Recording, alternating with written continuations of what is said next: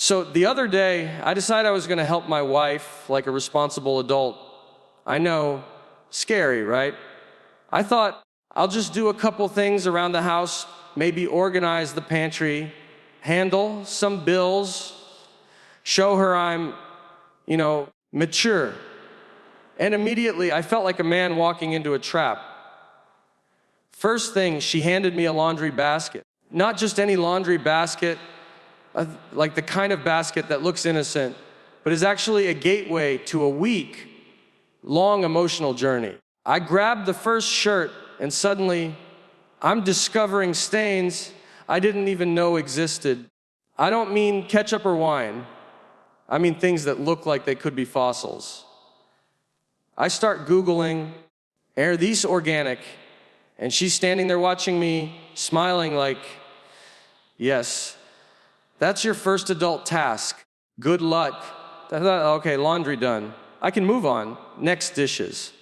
Now, here's the thing. My wife's dishwasher is fancy. It's like it went to college and got a master's degree in cleaning. I, on the other hand, have a high school diploma in doing dishes, and even that was questionable. So I load it wrong. I mean, really messed it up. Cups touching, plates upside down, silverware pointing every direction like a chaotic little metal forest. She walks in, just casually sipping her coffee, and goes, "Did you just invent a new way to wash dishes?" And I'm like, maybe. And then there's the bills. Oh, the bills? I open one and immediately, and the numbers started multiplying like rabbits. There's a part of me that swears I saw the total double while I was looking at it. "Honey, do we really owe this much?" And she replies, "Yes, but it's okay, I trust you." Which, translated from wife language, means you better figure this out or there will be consequences. By the time I finished, I realized something important. I didn't just try to help like an adult. I'd accidentally unleashed chaos in our home. I think I may have set a new record for the fastest I've ever gone from hero to criminal in my wife's eyes. But here's the kicker, she didn't yell. She just smiled. Not like, "Oh, that's cute," but like she's mentally taking notes for next time. And I'm standing there wondering if maybe trying to act responsible is its own kind of danger. So now I'm sitting on the couch, exhausted, contemplating life, wondering what's the next thing she's going to ask me to help with. Honestly, part of me is a little scared. Part of me is kind of excited. And part of me is hoping she doesn't notice that I've been hiding the vacuum cleaner in the garage. Because if she finds that, well, I might have to start my own adult witness protection program. So it all started with this brilliant idea in my head that I was going to help my wife like a responsible adult. I know, right? Dangerous territory. I had this vision of me walking into the house, confident, calm, organized, like an adult version of James Bond. But instead of a martini, I was armed with a laundry basket and a vague understanding of where the bills were. I even told myself, this is it. Today's the day you show her you can be mature. And in that moment, no idea I was stepping into a comedy of errors that could probably be studied in a university course called How Not to Help Your Wife. The moment I said, "I got this," I swear my wife's eyebrows raised ever so slightly, like she was seeing me through the lens of a nature documentary, watching a clueless animal attempt to survive in the wild. I thought I'd start small, something easy just to ease into adulthood. Laundry seemed harmless enough. I grabbed the basket, feeling proud of myself, and immediately noticed it was heavier than I remembered. That should have been my first warning. But no, soldiered on, I start picking up clothes, and suddenly I'm discovering stains that look like they might have a lifespan of their own. And I'm standing there holding a shirt thinking, did this come from the Stone Age? My mind starts racing with questions. Is this normal? Am I missing some hidden laundry rule? Do I need gloves? Should I call an archaeologist? Meanwhile, she's behind me, calmly sipping coffee, probably judging every second I spend wondering if I need a hazmat suit for her socks. Just when I think I've figured out the first layer of this adulting thing, I realize the basket has a bottomless pit quality. The more I pull out, the more emerges. It's like some dark magic. I'm starting to wonder if this laundry has its own gravitational field. I toss a shirt into the washer, then another, one more. Suddenly, I'm in a precarious balancing act with socks dangling dangerously close to the floor, like they're mocking me. I tell myself, stay calm, just be responsible. But even the idea of calm is tricky when socks are plotting against you. I attempt folding. Folding seems simple, right? But my method of folding quickly turns into a new abstract art form. My wife glances over and doesn't say anything, just tilts her head slightly, which is her subtle way of saying, you're doing it wrong, but I'm intrigued to see how far you'll take this disaster. And in that moment, I realize the comedic brilliance of attempting adult responsibility. It's not the act itself, it's the expectation versus reality. My confidence was sky high, but reality had its own plans. The hooks keep coming too. The longer I try to help, the deeper I fall into a spiral of overthinking, second-guessing, inadvertently creating more work for myself, which is somehow hilarious to everyone else in the room. By the time I make it through the first load, I'm sweating a little, mentally exhausted, questioning my entire life choices up to this point, all while my wife looks on with that perfect mix of amusement and mild terror that only spouses can pull off. I start thinking maybe adulting is like being in a sitcom where the writers secretly hate you. You just have to improvise your way through a series of increasingly ridiculous challenges. And even as I tell myself, okay, laundry done, this is progress, I feel the anticipation building. What's next? The hooks are endless, the chaos is real. I know deep down that each step I take in trying to be responsible will be a setup for something even funnier in the next room, waiting to ambush me with perfectly timed domestic absurdity. So after surviving the laundry, I thought I could handle dishes. I mean, how hard could dishes be, right? It's just plates, cups, and silverware, simple, straightforward, no surprises. That's what I thought. But apparently, dishes are like the final boss in the game of domestic responsibility. I walk into the kitchen with this quiet confidence, like I'm about to perform some heroic feat, and I open the dishwasher. That's when I realize the dishwasher is a sophisticated little monster. It has racks, compartments, slots that seem to defy the laws of physics. I stare at it for a solid 5 minutes, trying to decipher which the silverware is supposed to face. Do the forks go up? Down? At an angle? I'm convinced if I load it wrong, it might implode. My wife is in the other room, pretending not to watch. But I know she is. I can feel it. I start placing plates in what I think is a logical order, but then I notice the cups. The cups have their own rules. Some are delicate, some are heavy, and some, I swear, are judging me silently. I stack one, then another. Realize I've somehow created a tiny leaning tower of Pisa with glasses. And I think, okay, this is fine. A little precarious, but fine. Then I move to the silverware, which turns into a full-blown geometry problem.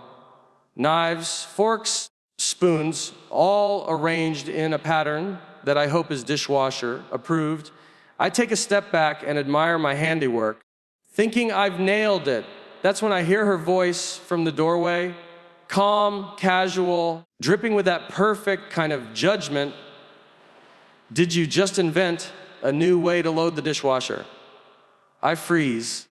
My first instinct is to defend myself, but then I realize defending myself is futile. The dishwasher has become an abstract art installation, and I am both the artist and the unwitting villain. Then I try to start the machine. There's a button for everything. Heavy wash, hucko mode, extra dry. I don't even know what half of these mean. I press something that seems reasonable and step back, triumphant. I wait, and then I hear a strange gurgling noise, like the dishwasher is crying. I think to myself, maybe it's okay. Maybe it just needs to warm up. But it doesn't stop. I start pacing, worried I might have triggered a small domestic disaster. My wife walks back in, smiling faintly, sipping her coffee, casually mentions, "That's not how it's supposed to sound." I nod, pretending I understand, but inside I'm spiraling. Here's the thing about dishes, they don't forgive. I've learned that dishes, like domestic responsibilities, have a memory. If you mess them up once, they hold it against you. I realize that every plate, every fork, every cup is silently mocking my attempt to act responsible. And as I stand there, sweating slightly, recalibrating my approach, I know this is only the beginning. Because every success or disaster with dishes leads directly into the next challenge, which is always waiting with perfect comedic to make me question whether being a responsible adult is actually worth it.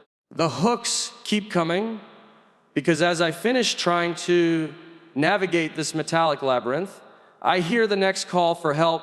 I know the chaos is far from over. After surviving the chaos of laundry and navigating the treacherous waters of the dishwasher, I thought I had a handle on adulting. I thought maybe I was starting to get the hang of this responsible adult thing. That's when I realized the next step wasn't about chores or tasks. It was about reaction. My wife's reactions. Let me tell you, understanding a wife's reaction is like trying to read hieroglyphics without a Rosetta Stone. You think you know what it means, but really, you're just guessing, and every guess is equally dangerous. I learned quickly that the key to surviving domestic responsibility isn't just doing the work. It's surviving the way she watches you do it. She has this way of observing you where it seems like she isn't watching, but she's taking notes for every tiny misstep. I was drying dishes carefully, thoughtfully, even folding a towel for dramatic effect, trying to show off my newfound skill, when I caught her in the corner of my eye. She was leaning against the doorway, casually sipping her coffee, just watching. That's when I realized the subtle tilt of her head could mean anything from mild amusement to plotting my complete domestic destruction. I started narrating my own actions in my head, like a sports commentator. He goes placing the fork slightly off center. Ooh, look at that form. Because that seems safer than saying anything out loud. The way she communicates without speaking is its own language. One raised eyebrow, a slow blink, a small smile, each is a message, and the stakes are high. I misinterpret one, and suddenly I've accidentally insulted the dishes, the laundry, and possibly her entire sense of organization. I try to stay calm, but my mind races. I start wondering if she's teaching me a lesson or just enjoying watching me flail. Either way, it's incredibly funny to her. I notice myself overanalyzing everything, moving slower, speaking quieter, hoping to somehow blend into the domestic scenery. But she notices it all. Nothing escapes her attention, and everything becomes a potential comedy moment. When I think I'm doing something right, her reaction can flip the script. I'll fold a towel perfectly, hold it up with pride, and she'll glance at it and mutter, "Interesting technique." That interesting is not a compliment. It's a warning. It's like a siren that tells me, you think you're an adult now. We'll see about that. And suddenly, every little thing I do becomes a setup for the next laugh. Every plate I put in the dishwasher, every sock I pair, every bill I attempt to organize, all of it is part of this endless observational comedy where I am both the star and the punchline. What's beautiful, though, is the timing. She doesn't need to say much, and yet everything lands perfectly. The pauses, the looks, the faint smirks, each one adds to the story, keeping the suspense high. Realize I'm in a kind of comedic pressure cooker, where my every move is under scrutiny. And the funnier I try to be, the more chaotic it gets.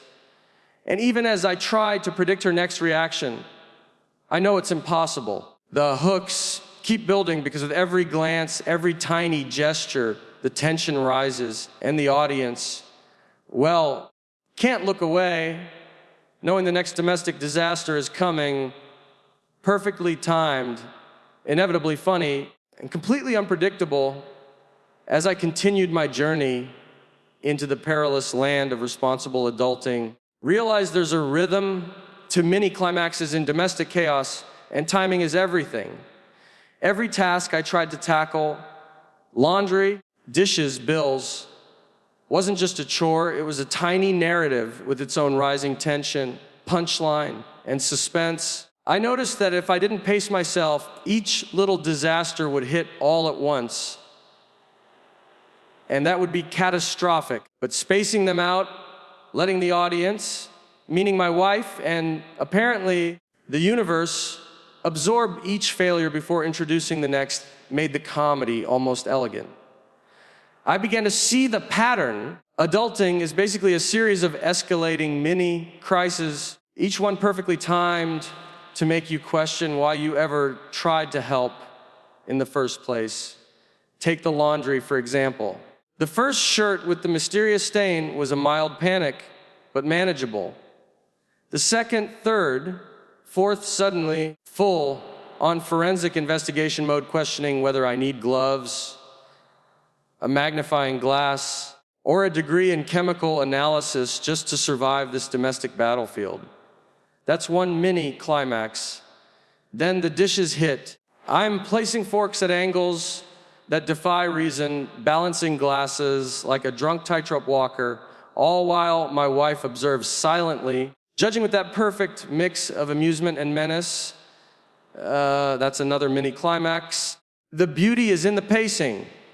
One moment you think it's safe, and the next, you're teetering on the edge of complete disaster, and all you can do is hold your breath and hope for the best. What's interesting is how anticipation makes it funnier. As I move from one task to the next, I start overthinking everything because I've learned that each moment carries potential chaos. Approach each chore like a spy, diffusing a bomb. Only the bombs are socks, dishes, and bills. The timer is her quietly judging gaze. The hooks are constant. Just when I think I've survived one challenge, I look up, there's another waiting to trip me up. Even my small victories feel precarious. Folding a towel perfectly doesn't feel like success. It feels like a temporary ceasefire in a war I can't predict. There's the layering of failures. Each mini climax isn't isolated. It stacks on the previous one. The laundry disaster makes me flustered at the dishwasher. The dishwasher fiasco makes me second guess the bills. Every small moment builds tension, and every tension point adds comedic weight, keeping the story moving forward in a way that keeps the audience hooked. I start narrating it internally, exaggerating details in my head just to stay sane. Here he goes, placing another fork incorrectly, The tension is palpable. Will the glass survive? Because even in my own chaos, I see the humor, and that self-awareness becomes another hook, another way to pull the audience in. The timing of these mini climaxes is critical because they create a rhythm like the beat of a comedy drum that the audience can anticipate without ever knowing exactly what will happen next. The suspense is addictive. I learned that the art of storytelling in domestic responsibility isn't just what you do when you do it, how long you pause, how long you linger on the disaster, and how much you exaggerate the reaction.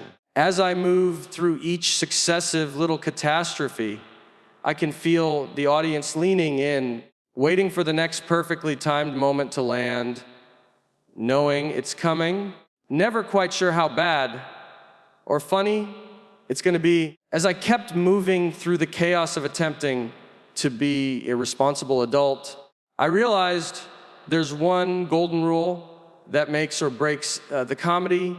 Always make yourself the villain. No matter what task I touched, no matter how innocent my intentions, somehow I was the epicenter of disaster. It's a strange kind of self-awareness, knowing that you are the setup and the punchline at the same time, but it's what makes the story relatable and funny. I was folding towels and thinking, okay, I got this. And then I realized I've folded them in a way that defies logic, like a new abstract art form only I could have invented. I step back and admire my handiwork, and in that moment, I understand that I'm both proud and terrified because my wife's silent judgment is already plotting the next joke she's going to make about me. The smallest missteps became amplified. I tried stacking plates neatly, only to realize later that I had created a precarious tower that could collapse at any moment. I consider it an achievement in engineering, but she considers it a direct threat to the household. The silverware. Don't even get me started. Forks pointing in all directions. Spoons looking like they've staged a silent protest. I feel like I'm starring in a sitcom where the writers are my own life. Every act of responsibility I take is meticulously crafted to make me look ridiculous. I start narrating my own mistakes internally, exaggerating them for dramatic effect. Nah, the fork, it's going rogue. The spoon is plotting, just to keep my own spirits up. Part of what makes being the villain so effective is that the audience, both my wife and anyone listening to the story, gets to watch me struggle without consequence. I can stumble, overthink, misplace things, and panic, and it's all hilarious because I've made myself the comic centerpiece. Even the bills which I approached with all the confidence I could muster turned into a full-blown catastrophe. I open one, see the numbers, and suddenly it's like I'm reading hieroglyphics. I start mentally rearranging digits, questioning reality. By the time I text her for clarification, I already know I've entered a territory where only I can fail, and fail spectacularly. The beauty of this approach is that it keeps tension high. When you are both hero and villain, the audience doesn't know what to expect. Every move I make could be the next disaster, and that unpredictability hooks people, waiting for the next plate to tip, the next sock to vanish, the next bill to double. In that anticipation lies the comedy gold. I realize that embracing my role as the villain isn't defeat, it's strategy. It allows me to explore every absurd possibility in domestic responsibility, to turn mundane chores into dramatic, over the top moments that make people laugh, and to keep the story rolling forward in a way that's endlessly entertaining. Even in the quiet moments, I can feel the tension building, because being the villain means nothing is ever truly safe. I fold a towel, and it could be my undoing. I stack cups, and it could collapse in a chain reaction. I approached the dishwasher, and the forks could launch themselves like tiny missiles. Every minor misstep is amplified. Every action is a potential punchline. That's the genius of this comedy style. The audience, whether real or imagined, is always engaged, waiting for me to slip, stumble, or miscalculate, because they know that as long as I'm in the story, chaos is guaranteed. Hilarity is inevitable. As I stumbled through laundry, dishes, and bills, I started realizing that the most critical part of storytelling in domestic chaos is leaving things unresolved, keeping the tension high, and letting the audience hang on every moment. Every little failure, every tiny misstep becomes more than just a joke.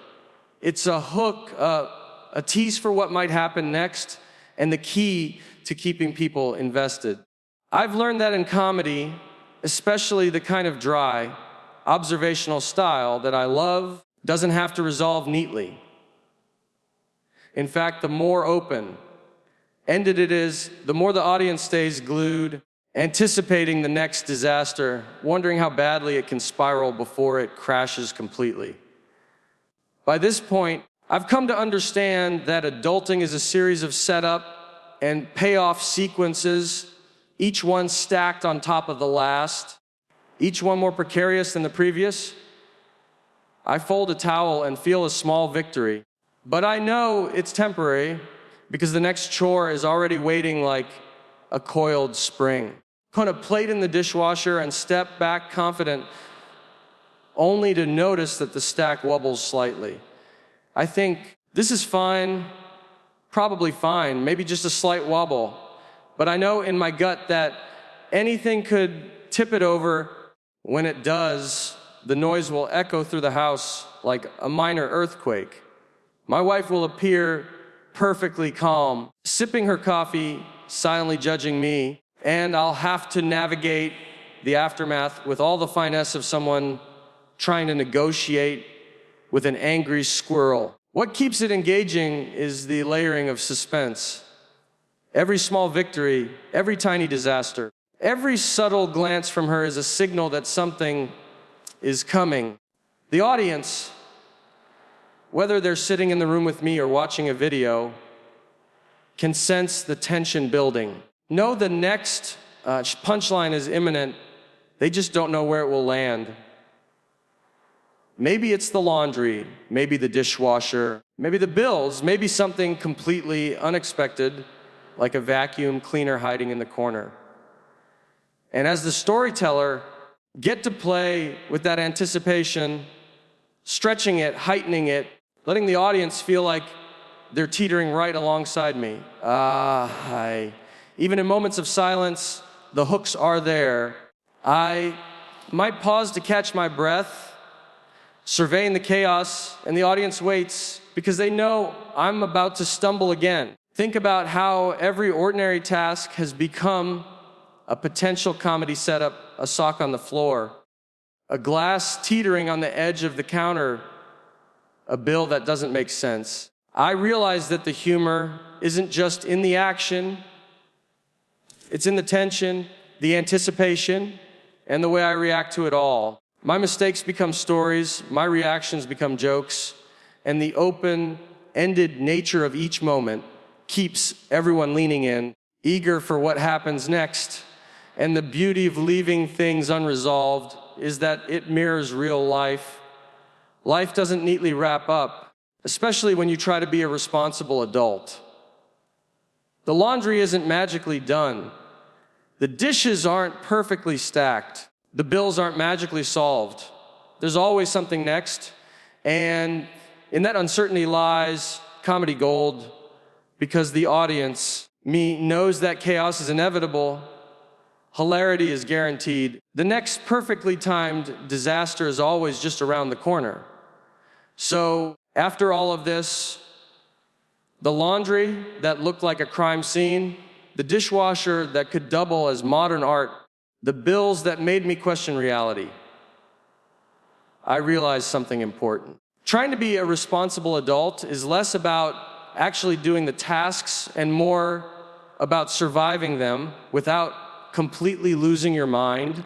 Maybe that's the lesson. It's okay to fail spectacularly as long as you do it with a little grace, a lot of humor, and just enough panic to keep things interesting. Because in the end, my wife didn't need me to be perfect. She just needed me to try, and create a few laughable disasters along the way. Honestly, that's probably what keeps marriage exciting.